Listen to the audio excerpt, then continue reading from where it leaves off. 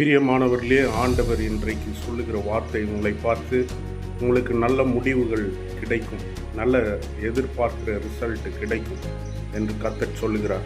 அதாவது அது எப்படி கிடைக்கும் என்றால், நாம் கர்த்தரோடு இருக்கும் பொழுது அவருடைய பிரசன்னத்தை நாம் உணர்வோம். கர்த்தர் என்னோடு இருக்கிறார், எனக்குள்ளாக இருக்கிறார். கர்த்தர் பயப்படாதே என்று சொல்லுகிறார்.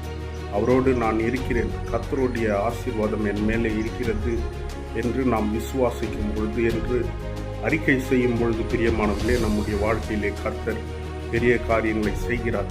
ஒருவேளை நாம் சரியான தேர்வு எடுக்காத பொழுது அல்லது சரியான காரியத்தை சூஸ் பண்ணாத பொழுது ஆண்டவர் அதில் குறுக்கிட்டு அதற்கான திருப்பு முனையை ஆண்டவர் அதை நியமிப்பார். நீங்கள் தவறான முடிவுகளை எடுப்பீர்கள் என்றால் கர்த்தர் திருத்தி அதை மாற்றி அமைக்க அவர் வல்லவராயிருக்கிறார். ஏனென்றால் தாயின் கருவிலே உருவாக்கினவர் உருவாகும் முன்னே நம்மை பெயர் சொல்லி அழைத்திருக்கிறார். அவருடைய உள்ளங்கையிலே நம்மை வரைந்திருக்கிற தேவன் நாம் எங்கே ஓடினாலும் அவருக்கு மறைவாக நாம் இருக்க முடியாது என்று வேதம் சொல்லுகிறது. பிரியமானவர்களே, எந்த இடத்துலையும் நாம் ஒளிவதற்கோ அல்லது நம்மை இருளானது தாக்குவதற்கோ முயற்சிக்கும் பொழுது கர்த்தர் அவைகளிலிருந்து விடுவிக்க வல்லவராயிருக்கிறார்.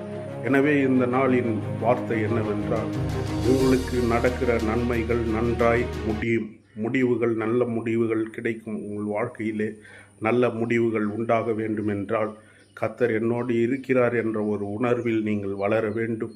கர்த்தருடைய வார்த்தைகளை படிக்க வேண்டும், தியானிக்க வேண்டும், சபைக்கு செல்ல வேண்டும், தேவனை தேட வேண்டும், ஆராதிக்க வேண்டும். இப்படிப்பட்ட காரியங்களை நாம் செய்யும் பொழுது நாம் எடுக்கிற முடிவுகள், தீர்மானங்கள், விருப்பங்கள் எல்லாவற்றிலும் கர்த்தருடைய கரம் இருக்கும், கர்த்தருடைய வழி நடத்துதல் இருக்கும். பிரியமானவர்களே, எனவே நான் எடுக்கிற முடிவுகள் சரியான முடிவா அல்லது நான் தேர்வு செய்கிற காரியங்கள் சரியான காரியமா என்று நீங்கள் சந்தேகப்பட தேவையில்லை.